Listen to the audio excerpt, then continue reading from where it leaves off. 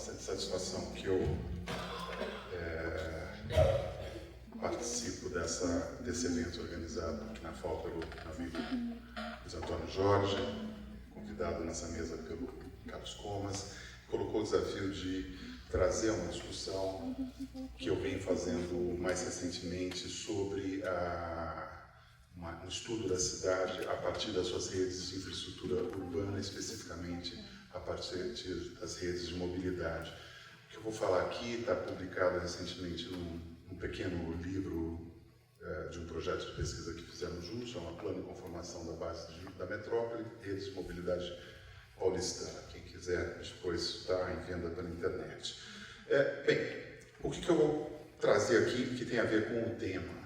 Vou pensar um pouco sobre a questão das viagens dentro da cidade intraurbanas, na escala metropolitana, e como se produz nessas grandes redes que nós temos na região metropolitana de São Paulo, como se produz uma cultura a respeito dessa nova vivência da metrópole, nova vivência na escala metropolitana. Quer dizer, a gente parte, trouxe aqui as narrações a partir de músicas, ou às vezes escritos, blogs, raps, repentes, a presença deles dentro do trem, mas que vão trazendo uma consciência bastante clara a respeito, primeiro, da geografia dessa nova escala, né? Então, como que vai, no caso do samba do trem, do Paulo Santana, né, que vai escrevendo o percurso, né, de Trindade, Itaim, Calmon-Viana, Goulart, você vai escrevendo essa geografia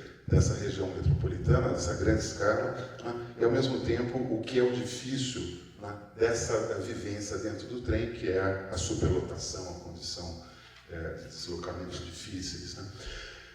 Ou, no caso do blog também dessa Kelly Vasconcelos, que é uma pessoa que vem escrevendo nesse jornalismo, né? A internet tem centenas de blogs e escritos sobre essa experiência do trem, mas que traz claramente uma coisa que me interessa muito, que é essa nova sensibilidade urbana que vai se dando a partir das passarelas do metrô, das conexões que se dão dentro dos corredores, dentro dos vagões, das estações de trem, de metrô e de ônibus, que todas funcionam de maneira relativamente articulada na cidade. Então, essas pessoas apressadas, extraídas, homens, mulheres, crianças que cochilam no colo de seus pais, com uma paz encantadora, moças com blusas da moda, que mostram sutiãs de alças coloridos, estampas nas costas. Quer dizer, eu leio isso e fico lembrando coisas do Guilherme de Almeida, lá nos anos 20, falando sobre o cinema, sobre a cidade que se modernizava, sobre suas visitas a Nova York, né? E isso está difundido na nossa vida, na nossa periferia, nas nossas cidades. Então vou fazer aqui um breve histórico de como que se formou essa rede, a partir de quais pressupostos elas se formaram e como que nós, arquitetos e urbanistas, trabalhamos ativamente nesse processo. E é muito contrastante com o que aconteceu depois, né? Isso aconteceu entre os anos 60 e 80, e depois o que aconteceu depois entre os anos 80, 90, quando nós praticamente nos retiramos dessa discussão por uma abordagem que remetia à abordagem, vamos dizer, norte-americana europeia, de retomada da rua tradicional, das praças tradicionais. Quer dizer, exatamente no momento no qual a gente estava dando conta, né, dessa escala de cidades naquela época, chegando a 6 milhões de habitantes, hoje nós temos 20, né, nós voltamos para trás e tentamos reconstruir aqui o século XIX europeu, nas nossas, com pracinhas, ruazinhas, num momento no qual, quase que imitando um processo que se dava nos países europeus, onde a questão do transporte de massa estava já resolvida, né, era possível, de fato, criar algumas situações ilhas, no qual tivesse essa nostalgia da sociedade, da sociabilidade da cidade do século XIX. Para nós tiramos o time, nós nos recuamos em relação a esse desafio e acho que a gente perdeu esse espaço com raras sessões de trabalho. Bem, o que a gente tem nos anos, principalmente nos anos 60, né, que as duas grandes metrópoles se configuram, São Paulo e Rio de Janeiro se configuram dentro de uma evolução demográfica do país no qual o país a população se torna majoritariamente urbana, vivendo em cidades urbanas, né, nesse período, e nesse período a gente tem a produção intensa de toda uma nova geração de arquitetos, no qual eu vou incluir o Jorge Wilhelm, o Joaquim Guedes, o pessoal que depois foi trabalhar no metrô, né, Renato Viegas, Roberto McFarlane, que é toda uma geração, né, algumas gerações, que vai se afastar dos princípios da Carta de Atenas e vai pensar as redes de infraestrutura muito sintonizadas com as ideias do Tim Tam, né, e dos Smithson, de pensar a dinâmica dessas redes de infraestrutura. Alguns chegam a participar. No Rio de Janeiro, o grande plano que é feito em 65, né, é o plano feito pelo Doxia Diesel. Nós temos uma participação expressiva brasileira nesse plano, enquanto que em São Paulo, o plano urbanístico básico, que é feito em 67, 68, aí sim a gente tem uma grande equipe que vinha brasileira, que participa junto com os consultores norte-americanos no desenvolvimento do plano, e é essencialmente a equipe que tinha trabalhado no SAGMAX na década de 50, que é o pessoal que veio depois trabalhar aqui na FAUNO-CP, o Cláudio Parelli, o Mário Laranjeira, o Joaquim Guedes enfim, os formados no âmbito do SAGMAX do Padre Lebrun, né? Bem, de qualquer maneira, daquele momento, dos anos 60, né, o PUB em São Paulo faz uma previsão, uma proposta para uma cidade, uma região metropolitana de 20 milhões de habitantes na década de 90, né, como limite. E propõe para essa região metropolitana de 20 milhões de habitantes uma rede de 450 quilômetros de metrô e de trens de subúrbio, né, articulados. Né. Bem, hoje nós chegamos em 20 milhões de habitantes, né, na região metropolitana, né, e temos uma rede 70 e poucos quilômetros de metrô e cerca de 120, 140 trens de subúrbio transformados em chamado padrão metrô, ou seja, funcionando eficientemente. Já é praticamente metade do que estava se prevendo. Então, qual é o resultado disso? Né? Nós temos a dimensão metropolitana, né? E temos isso. Né? Temos uma situação de uma rede superlotada, né? Na qual ela carrega números que são malucos, né? Quer dizer, até recentemente a gente estava falando em 3 milhões, hoje a gente está falando em picos de 4,2 milhões de passageiros em dias de lotação, superlotação, né? Sendo que uma estação apenas como a da Sé passa 796 mil pessoas num pico. Né? Por que se dá esse deslocamento, essa intensidade de deslocamento? Se dá porque nesse processo todo de transformação em metrópole desse porte, o planejamento não funcionou. Né? Quer dizer, o planejamento que seria todas as hipóteses de aproximação de emprego dos locais de trabalho, por mais que se entenda a impossibilidade de que o sujeito vá trabalhar apenas naquele emprego que está ali por perto, não estamos pensando na nostalgia, né, da cidade polinuclear do século XIX, estamos pensando já numa situação metropolitana. Mas um mapa como esse, né, feito pela Folha de São Paulo, mostra onde a gente tem os círculos mais laranjas, maiores do que o círculo vazio, né, é onde tem mais habitantes do que oferta de emprego. E o contrário é onde tem mais oferta de emprego do que habitantes. Então a gente vê claramente essa oferta enorme de empregos e poucos habitantes na região central e no quadrante sudoeste, como o Vilaça sempre destaca, né, e toda a periferia, uma enorme oferta de habitação e pouca oferta de emprego, com exceção das regiões do ABC e de Guarulhos, que já são outros municípios. Ou seja, isso faz com que a gente tenha a obrigatoriedade de um deslocamento pendular diário, né, e que tem dimensões absurdas. Quer dizer, a média são 69 minutos por viagem por dia para ir e mais 69 por viagem para voltar, média. Né? Sendo que a gente vai ter casos no qual é 1h38 um percurso, Cidade de Tiradentes, 1h43 Brasilândia. Ou seja, isso faz com que as pessoas tenham, mais ou menos natural, que elas fiquem no transporte de massa durante 3 a 4 horas por dia. Né? Ou seja, pensando que ela trabalha 8 a 10 horas por dia e dorme mais alguma coisa, ela vive mais tempo no transporte público do que em outras coisas, em outras situações, ou mesmo em casa. Propor para esse cidadão que ele vá valorizar um espaço público de uma pracinha perto da casa dele me parece uma coisa um pouco cínica para a situação que nós vivemos, e inútil.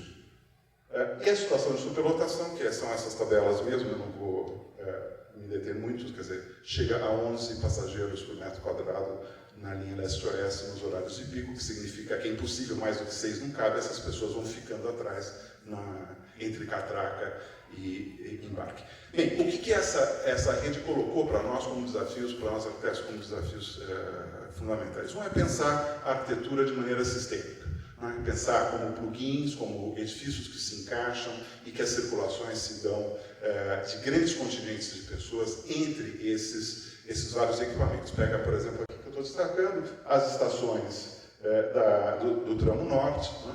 Com a rodoviária e outros sistemas, vão se formando sistemas e vão criando percursos e corredores, né, onde as pessoas, né, vão passando, vai surgindo comércio, e há essa movimentação sempre já segregada do espaço urbano, porque já está para evitar cruzamentos de fluxo, né, seja subterrâneos, seja aéreos. Né, e aí são as fotos que eu vou mostrando, são fotos de várias visitas que eu venho fazendo nesses últimos anos. Né, com todo o problema das fotos de movimento feita com o celular mesmo. E a outra questão colocada para nós é a inserção desses equipamentos na cidade. Primeiro entendendo que essa cidade estava se transformando. Então, vamos pegar o caso da Praça da Sé. Né? Todo mundo é fóssil corrente a crítica ao projeto da Praça da Sé feito pelo metrô. Agora, o que se destruiu com aquele projeto da Praça da Sé, apesar de toda a estação ser subterrânea? Se destruiu uma praça recém-criada, né? Porque até a década de 30 a Sé estava num outro lugar. Né? E essa praça já é aberta na década de 30, a gente vai ver nos planos, né, urbanísticos da época, e fica ali ilhado entre a Praça Clóvis e a Praça da Sé, o conjunto onde tinha o edifício Santa Helena. E as praças eram usadas, vê aí a catedral construindo nos anos 40, né, era usada como estacionamento essas praças. Ou seja, a nostalgia da praça no Brasil, especificamente em São Paulo, é uma nostalgia um pouco deslocada, fora de lugar mesmo, porque isso era a Praça da Sé na década de 40. E aí é derrubado, é feito esse grande espaço realmente pouco articulado em cima, de pouca qualidade, mas embaixo uma estação pela qual hoje ela aguenta passar 700 mil pessoas, mais ou menos nessas condições de vida. E se fez, a partir dos anos 60, um conjunto de intervenções, né, e de proposições, de planos, né, para receber o impacto dessas redes na malha urbana, no tecido urbano. Então eu vou mostrar alguns casos, por exemplo, aqui a Estação do Brás, que já é um trecho elevado, né, cortando diagonalmente o terreno, aqui em fotos da época, logo depois da construção. Aqui os planos urbanos de inserção, de urbanização dessa área, feito pela EMURB, que não foram implementados, onde se vê claramente a distância entre edifícios com o trilho elevado, de maneira que ficasse confortável. Né? E criando um contraste entre, de fato, o que foi pensado e o que foi realizado, né? Mas que funciona, né, relativamente bem. O pessoal joga bola, passeia, tem praça. Né? Nós aqui não vamos. Né? Essa situação. E em certos setores da cidade, como mais para a Zona Leste, a rede de metrô ela foi estruturante no desenvolvimento desses bairros. Né? Então eu pego aqui, são sobreposições que a gente tem feito com já referenciamento no nosso grupo de pesquisa, né? A maneira como o plano, né, de 79 se encaixa no tecido urbano atual. Vamos pensar que em 79 nada disso existia. Não existia esse sistema de avenidas, não existia a Radial Leste, né, e havia apenas a linha do trem. E é feito esse corredor que a gente chama de corredor trimodal, né, que é o trem, o metrô e a avenida, a Radial Leste, que vai cortando essa periferia e reestruturando os núcleos urbanos existentes, e a estação ela cumpre com esse patamar elevado, né? Essa plataforma elevada, ela cumpre a função de ponte entre os dois lados da linha, né? Nas duas extremidades a gente tem os terminais de ônibus, e depois plugado a eles, né, a gente vai ter vai ter o shopping center, né? E outros, como em vários trechos da rede, a gente vai ter esses equipamentos plugados, né? Que são administrados, muitos deles, pelo próprio metrô. Mas é nessa cidade que a gente vive. Quer dizer, não sei se vocês, né? Eu vou lá visitá-la, né? Mas um grande contingente de pessoas vive. Aqui, ainda o caso de Itaquera, também no plano 79, já pensado desde aquele momento na construção de um subnúcleo de habitação e serviços. Né? Foi criado, foram concentrados aí os dois conjuntos de Itaquera, projetados ao mesmo tempo do centro, constituído por estação de metrô, o estádio do Corinthians, que hoje vai ser a arena de abertura da Copa, portanto é muito acertada a colocação da arena da Copa lá, ela colhe os frutos desse planejamento da década de 70, né? E a constituição desse núcleo, né, de shopping center, poupa-tempo, né, conectados por uma passarela que passa por cima de tudo, né, e vai gerando, aí como é um lugar pelo qual passam 100 mil pessoas para a linha de metrô, mais alguma coisa, mais 17, mais 11, 12 mil para o trem da CPTM, é um lugar bastante frequentado. E vai criando essa sociabilidade dos corredores, né, dos halls, do comércio, dos saguões, compras de arte, das filas, das catracas vergonhosas, da entrada, do interior, da espera durante o percurso. E vai gerando uma literatura, né? Eu recomendo esse site do Buzo, que é muito interessante, já publicou 2 livros sobre isso. Né? Vou passar, não sei se vai dar tempo, porque acho que é melhor não, tem um rapzinho do trem, do RZO, que exagera um pouco na... vou botar só aqui um pouquinho, né? Para vocês ouvirem. Tem 5 minutos só, né? Tá, eu vou... Assim que é... Né? O corredor, lotado até o teto, sempre está, meu irmão vai vendo. Não dá pra aguentar assim, é o trem que é assim. Já estive, eu sei, já estive. Muita atenção, essa é a verdade. Subúrbio pra morrer, por dizer é mole. Essa cultura do rap, que é uma cultura mais ácida, muito forte nas rádios, na periferia, né? Ou a própria presença dentro dos trens de repentistas, né? Que me surpreendeu, né? Você dá um dinheiro, ele faz de repente, pergunta teu nome, ele faz de repente com teu nome. É impressionante, quer dizer, isso está passando em todo o tempo, junto com o comércio, junto com o ambulante. Né? Quer dizer, eu acho que aos poucos vai se decantando essa situação muito violenta que existe nos trens, e isso vai assumindo uma presença mais interessante. Como no trem não tem um controle disciplinar tão forte que tem no metrô, né? É possível ter vários momentos como esse, mais próximos de um espaço público. Bem, a intervenção dessas conexões, nessa nova cidade que nós temos na periferia, né, que vem para o centro com mais facilidade, altera completamente os projetos já existentes das fases anteriores da rede de transporte, como é o caso da luz, com as conexões do Expresso Leste e a nova linha amarela, aí a obra de batida por nome, quer dizer, convive essa obra sofisticada, de arte sofisticada com a obra de essa arte popular, essa cultura popular, né? Já com outras situações de projeto, né? Com esse frenesi, essa velocidade, essa situação dos corredores que ninguém para, né? Que isso nos leva para o setor sudoeste, nos leva para Marginal Pinheiros, numa outra situação. Eu vou pedir para você mais 5 minutinhos, eu estou controlando aqui também, tá bom?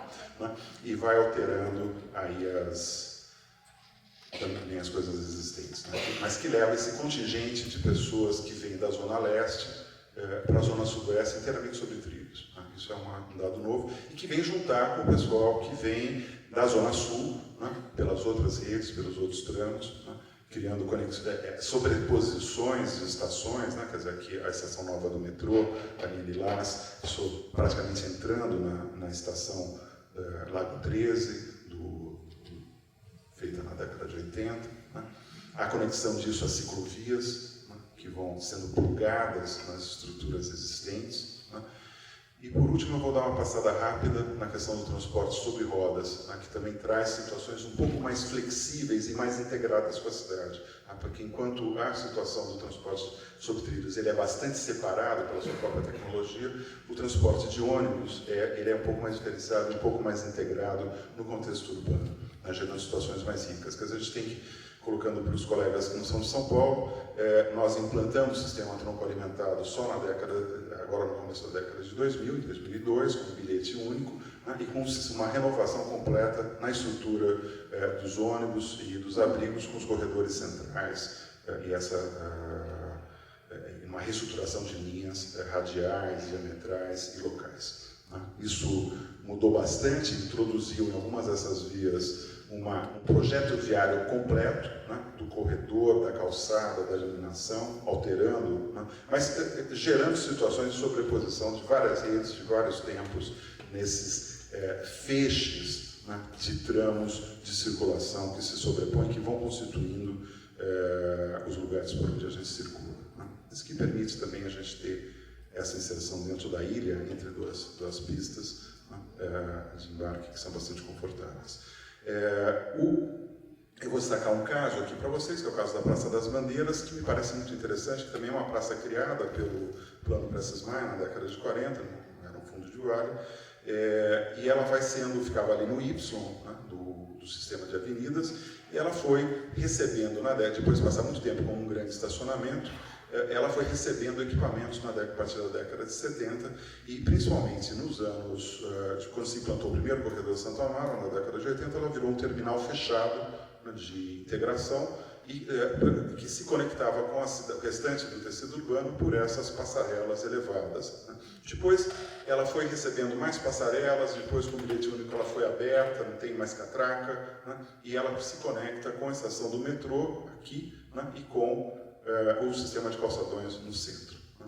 Aqui ela é toda equipada, ela tem uma intensidade de uso e de velocidade, né, mas são projetos feitos em vários momentos diferentes, sem muito controle dessa sobreposição. Isso não impede que, no meio de todo esse fluxo de circulação, surjam alguns setores, alguns lugares, nos quais há um remanso desses fluxos, né, e permite o surgimento do comércio ambulante, onde as pessoas param, as pessoas conversam, e vai surgindo essa possibilidade de encontro no meio da metrópole.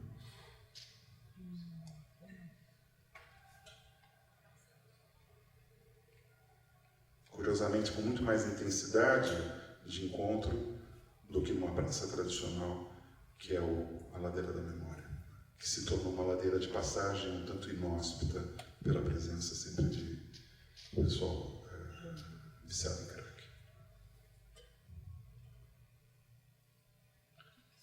E para encerrar, para ela não ficar mais me dando nenhum bilhetinho, porque eu estou em 22,50 minutos aqui, vou mostrar só um caso do Jabaquara, né, no qual também essa conexão entre estação de trem, de metrô e dois terminais rodoviários, um rodoviário e outro de ônibus urbano, o ABD. Né?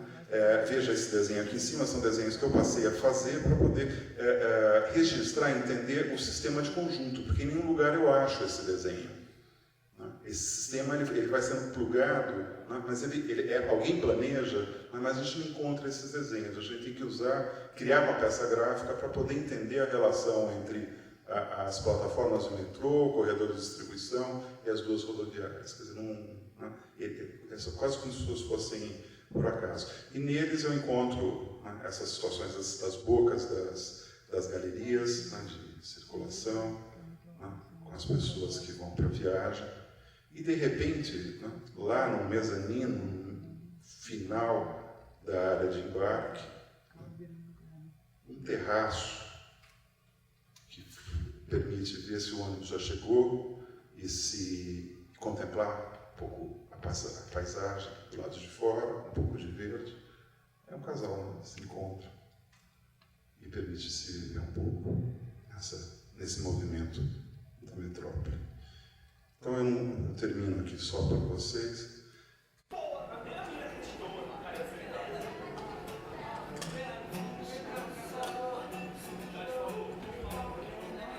Nem tudo é rap, nem tudo é triste.